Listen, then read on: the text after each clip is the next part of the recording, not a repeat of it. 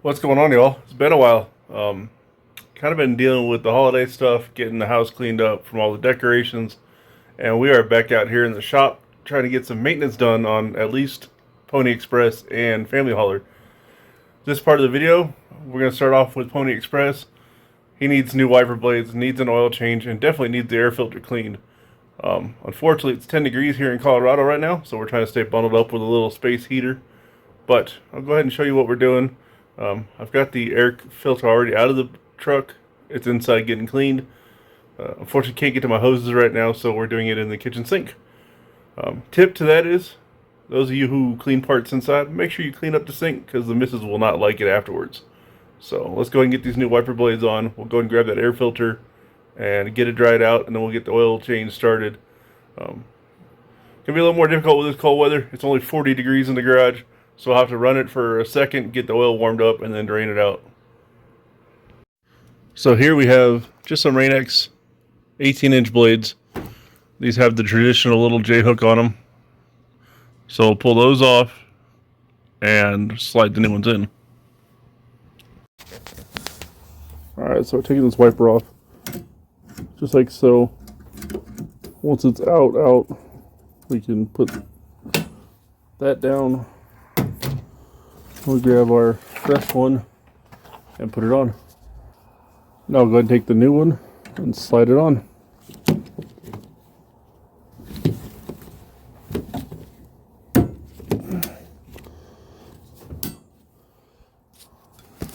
Now go ahead and do the driver's side. Fresh wiper blades. Should have done this a long time ago. I did notice that my wiper motor is making a lot of noise. That'll be a project where we have to take apart the whole cowl and get to it. From here on, we'll go on to the next part of the maintenance. Okay, so we got the wiper blades on. The air filter is clean. It's dry. We're bringing it back out to the garage. I'll show you the air filter real quick. We'll go and oil it and then reinstall it. And then we can start on getting the oil drained out of the Bronco. So here we have our K&N filter. We can actually see light through it now. Before it was black. I've had this truck for about a year and I've never done any maintenance on it, which is pretty sad because I'm usually pretty good about that. So we're going to go ahead and oil this like I stated. Going to go ahead and drop it back in the air box and tighten this up. Then we can fire up the Bronco, get it warmed up a little bit, and then get the oil drained, and then we'll give it all fresh fluid and a fresh oil filter. So here we have our filter, and we're just going to spray K&N oil on it, not too much, just a light coat, and then we can drop this in. So now we can go and drop this fresh filter in. I don't know when it was when the previous owner last did it, but we at least know it's fresh. We'll have to find a way to mark this like he did. He just wrote right on the box, and I don't want to do that. So now we can tighten down our 4 screws and call it good. Y'all, maintenance is a big thing. I've just been so busy lately and haven't had a lot of free time to take care of my own rig. Family Hauler gets taken care of. That one's had 2 oil changes in its time frame. So once we get the oil change done on Pony Express, we're going to do plugs, oil change, and air filter cleaning on the Family Hauler as well. And then that should be maintenance for the fleet. Gus had an oil change before we took it out on its first wheeling trip, so we're not going to worry about that one yet.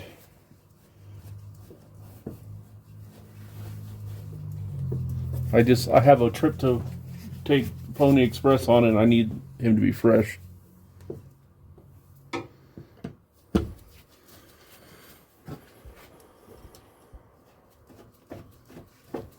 Now we got our last screw in. This is done. Eventually we're going to have to step up and do some plugs on this thing, but we're not there yet. I found the receipt for those and they were done fairly recent, so.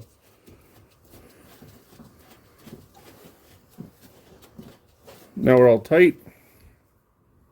We can go ahead and fire this up and start on the oil change.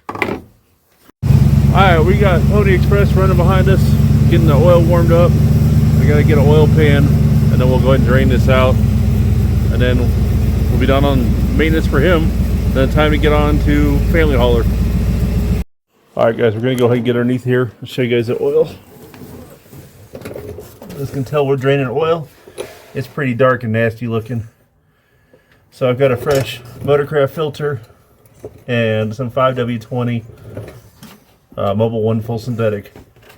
And my little helper checking things out. So it's dirty. It is dirty. You guys can see way down here we have our filter. I'll have to get a pair of oil filter pliers and grab that. And then we've got our fill cap here. So we'll get all the fresh stuff set up, show you guys what we're using, as I explained when it was draining. So let's go ahead and get that rolling. Alright, so we have our 520, 5 quarts, and a single quart. 6 quarts in total for the 5.8 liter in the Bronco. We have our FL820S Motorcraft filter. That'll square us up.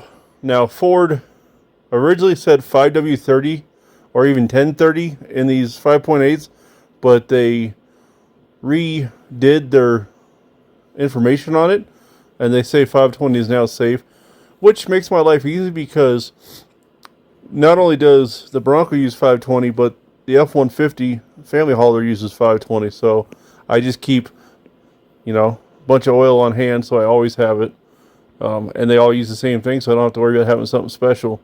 Now Gus uses Rotella 10W30 with the zinc additive because of how that engine's set up. But we just keep Gus separate from the day-to-days. So now we're going to go ahead and put the drain pan back in, make sure that oil is completely gutted. And we still have to pull the filter. But I got to get a step stool because I'm a little short. Alright, so we're putting the drain plug back in, hand tight. And then we'll get our ratchet on it and snug it up.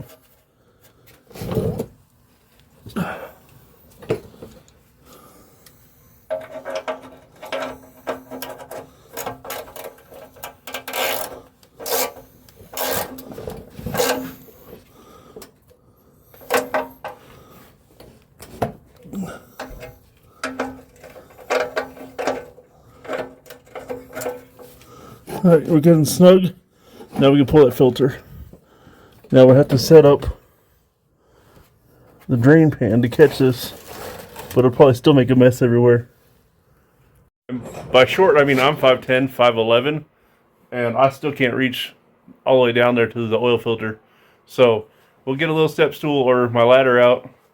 You can tell Pony Express is chest high. Stock height with sagging springs and 33s, so I need a little bit of help here. Well, we got the fresh oil filter in. Well, underneath the Bronco, we noticed that I have a couple transmission pan bolts missing. I don't know what happened. I'll have to talk to ProTrans. I might go to Lowe's and just try to find some bolts. But not the end of the world. We'll get that resolved. But let's go ahead and finish up this oil change. We have to add our 6 quarts. And we'll call maintenance pretty much buttoned up. Start with quart 1. I know this is a fancy way to do this, but this is how I guarantee I get exactly what it needs without overfilling or underfilling. Now we'll throw the last 5 quarts in, and this will be buttoned up. Last of the oil going in.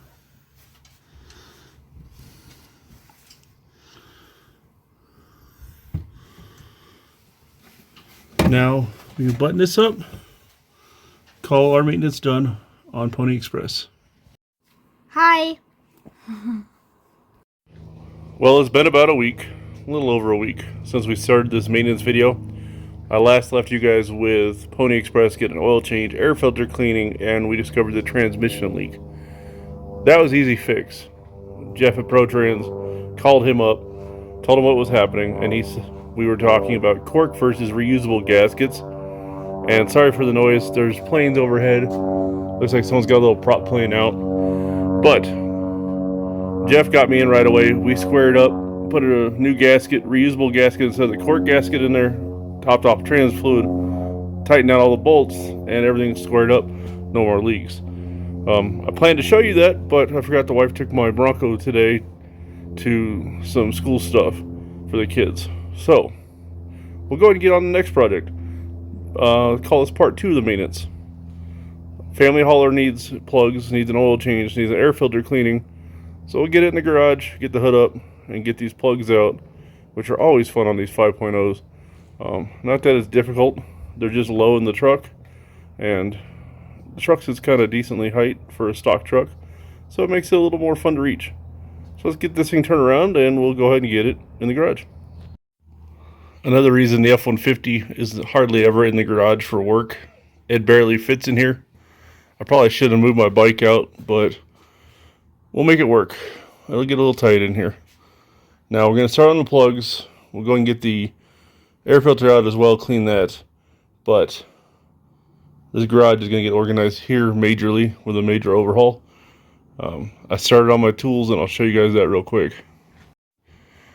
We originally had two Craftsman boxes that were from the late 90s, early 2000s, and keeping them organized was kind of a pain. So we ended up getting everything squared away with a brand new Husky box. Got a killer Black Friday sale on it, so seems like it's really good quality. Holds everything I need it to. I still have some overflow, but it's expected. But makes my life so much easier knowing where things are at now. Before we put the new plugs in, I want to show you what part number I'm using. I did the plugs at 80,000 miles, used some factory Motorcraft plugs, and we're going to replace them with the same ones. We're using a Motorcraft Platinum plug, just like factory calls. Makes life easy, and I don't have to guess on what's in there. This is a Motorcraft SP548X. Just OEM. They're like 10 bucks a pop. So, affordable, and I don't need anything fancy. It is just a daily.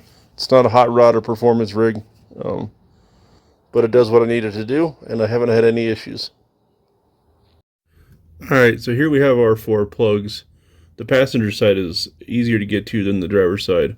But all you got to do is undo a clip here, and then undo the bolt here. I think that's an 8mm. And once those are done, we pull the coil and plug off, undo the spark plug, and we'll get our new plugs in. Now I'm not going to bore you with every plug, but I will show you the basics.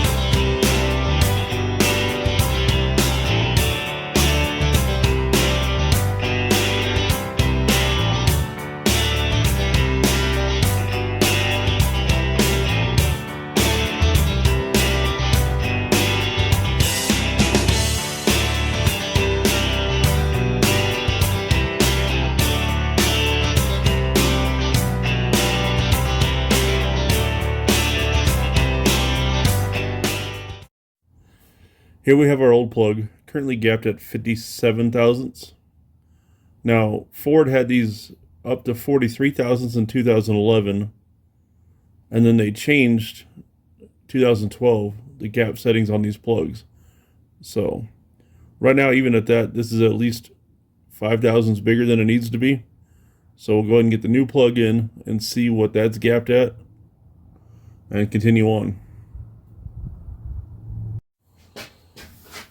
Here we have our new plug, and it's gapped right at 45 thousandths. So it's 10 thousandths tighter than the old plug, and the electrode is in a lot better shape as well. So we'll go ahead and thread this in and then start on the next one. New plug going in. Make sure not to drop the plugs because you can damage the electrode on them. You guys can tighten the gap up, mess it all up. So, all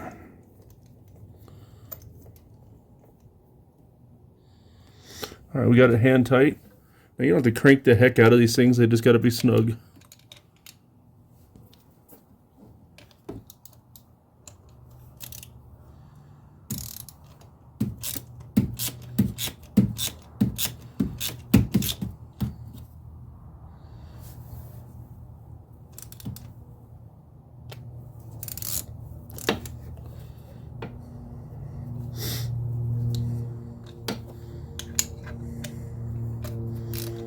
Alright, good and tight.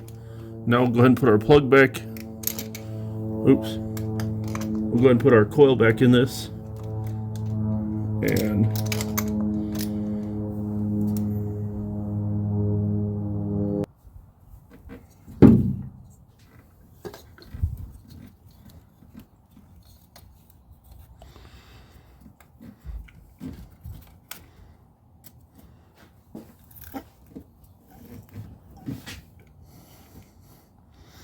alright, coils in. Clip all this together, bolt it down, and we can do the rest of them. The driver's side will not be this easy though. So looking at the passenger side, all 4 of these plugs are done. This third one, the plug had a lot of residue on it and it felt kind of loose. Not sure what happened there. There's also a slight crack, but nothing that goes into the electrode. So keep an eye on that. If it starts to run rough, we'll get a new plug for it. Or sorry, new coil on plug. And I'll show you guys the spark plugs we pulled out. So this is the plug 1, 2, 3, 4, front to back.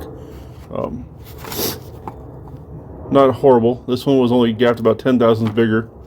This one's about 15 thousandths. Now this is the plug that felt kind of loose. Smells like gas. So surprised we didn't have a check engine light for this. This one is also gapped at 60 thousandths as well, so is this one. So all new plugs on that side, gapped at 45. Now we're going to start on here. I might start at the back just because it's the hardest one to get to and make my life easier as I go forward.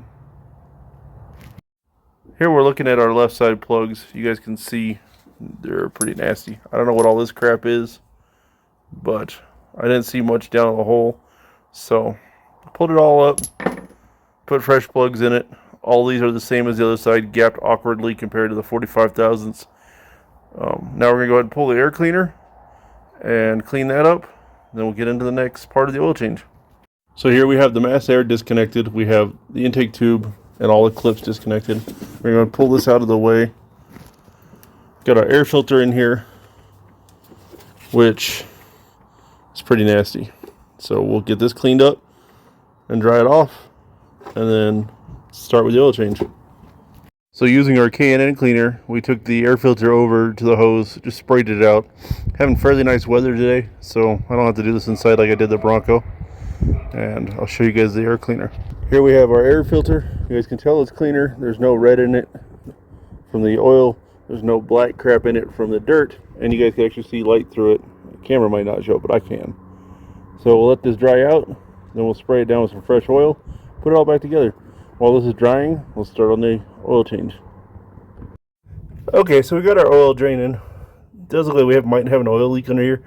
I'll have to investigate that further. But we'll go and get this out. Then we can go pull the filter and put fresh fluid in it.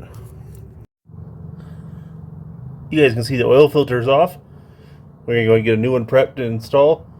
And then we can fill this up, put the air filter in, and all our maintenance is done.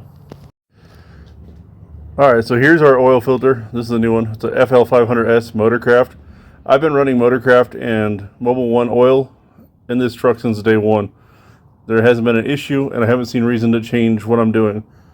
The Bronco had a Motorcraft filter on it, so that's what we put in it. I didn't know what type of oil the old owner put in it, so I stuck with 5W20 synthetic like I have in this truck, because they both use the same type of oil.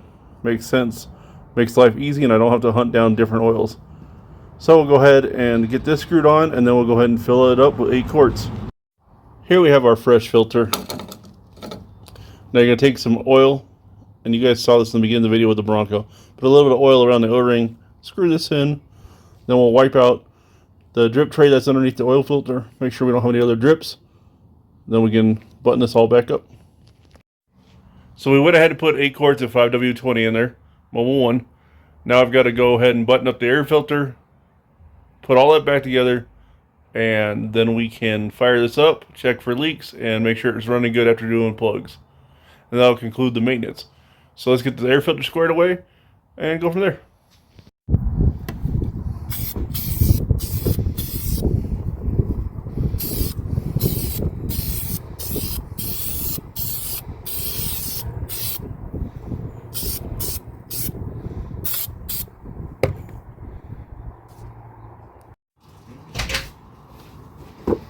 Alright, dropped in the air filter, put our lid on here, snap that down, and then hook up the intake tube and plug in the mass air sensor.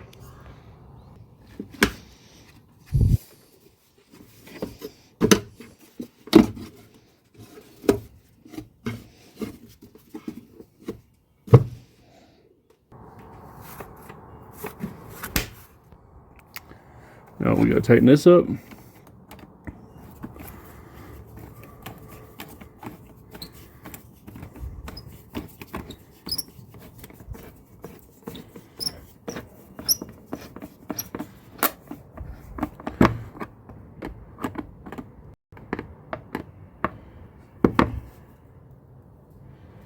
Alright, that's snugged up. Now we plug in our mass air sensor. Lock that in place, good to go. We'll make sure we checked and wipe down the undercarriage of any old oil, and then we can put this on the ground and test fire it. Alright, now we're going to walk around this big old truck and get inside and fire it up and check for leaks.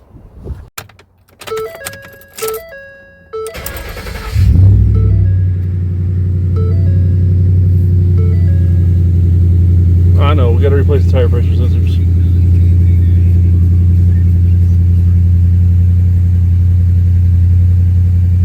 Now we can go ahead and reset the oil.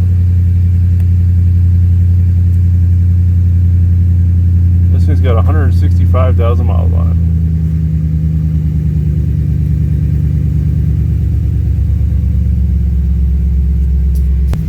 it. Alright, so we're in our oil reset. We're going to hold OK to hold it. Now our oil life is 100%. Now we'll shut this off, check for leaks, and if we don't see anything fresh, we'll be done. Okay, so at this point we got both daisies squared away. The Bronco has fresh oil, fresh air filter, and the F-150 has new plugs, fresh oil, and a clean filter. The Bronco will need plugs and plug wires soon, but that'll be another video for another time. If you like what you saw, click the like and subscribe button. God bless and take care.